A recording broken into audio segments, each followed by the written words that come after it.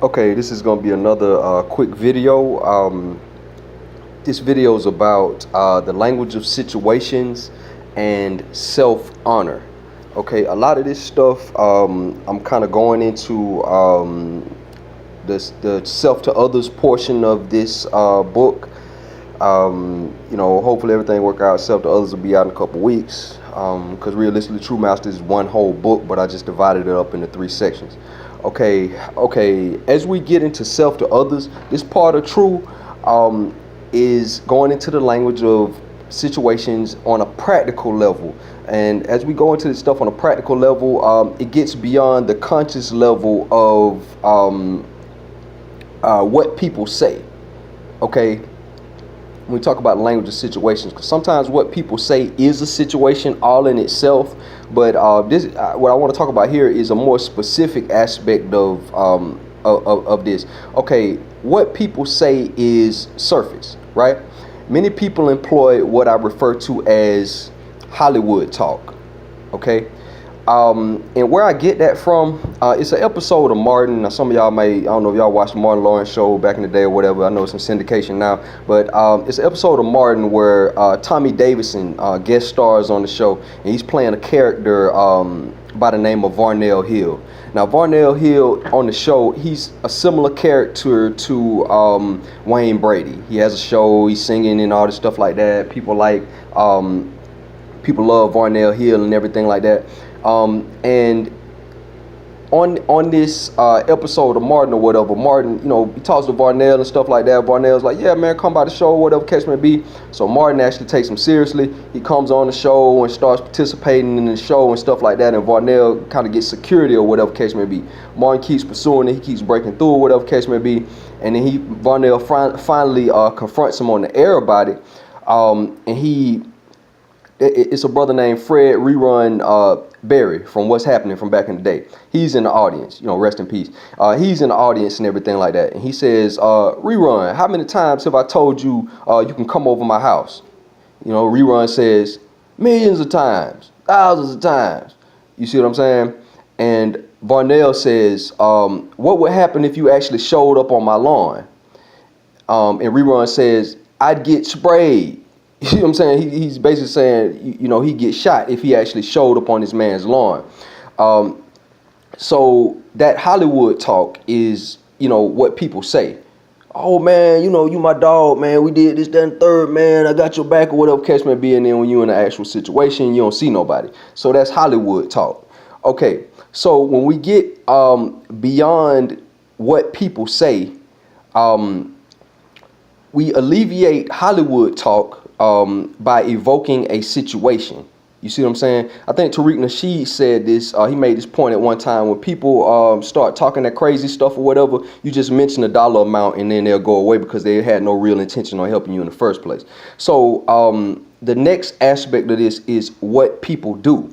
Okay, so even in the language of situations, which is more substantial than what a person may say, a person may have ulterior motives behind what they do. In this case, a situation that appears fair-seeming is a part of a larger cycle that includes their true intent. Okay, and as we said before, the reasons why people do things is tied to what we call principles in their relationship with them. And I know we explained principles a few times on some of the other videos. If anybody is familiar with Greek philosophy and things like that, principles, what we call in principles, is similar to what Plato calls forms. So if anybody wants to look that up, so y'all know I'm not crazy, just making something up. Okay, this is where honoring yourself comes in.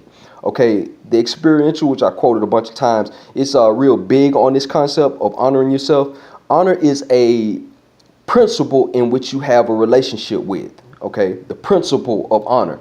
Your subconscious keeps score of everything. Okay, to lie, to mislead someone knowingly, to mistreat someone with no cause, to allow someone to mistreat you, staying in an unhealthy and disrespectful relationship and situation all constitute a dishonor to self. Okay, so your self-esteem and your personal value to yourself in your own mind is a stimulus for the relationship, for the situations that you go through and stay in. Okay, Remember, relationships with principles begat repeating situations. So like we already talked about, situations repeat. Okay, they say, whoever they are, they say history repeats itself. Okay, but for the purposes of this material, for the purposes of true, to be clear, situations repeat. So honorable people have to qualify other people who are worthy of that honorable relationship, right? With self to others, True Master Self to Others talks about creating an advantage. Okay, so when I'm talking about being honorable and everything, and not lying, not cheating, not stealing, because your subconscious mind actually keeps score and stuff like that. Yet in self to others, I also talk about creating an advantage. All right. You create an advantage in unequal situations, right? There is a difference between cheating and creating an advantage. The advantage is created in the preparatory phase. So you create advantages in advance. You see something about to happen and you take the necessary steps so that thing does not affect you. Okay, cheating is done in the execution. So when it's actually happening, you do something outside of the normal guidelines just so you can kind of get ahead and beat everybody else. That's what self to others refers to as cheating. If you have to cheat in a situation, then the alignment of whatever you're doing is off. Because truthfully, you shouldn't even have to cheat if your alignment is correct. You don't have to get into these situations. You'll defeat all of this stuff before it actually happens.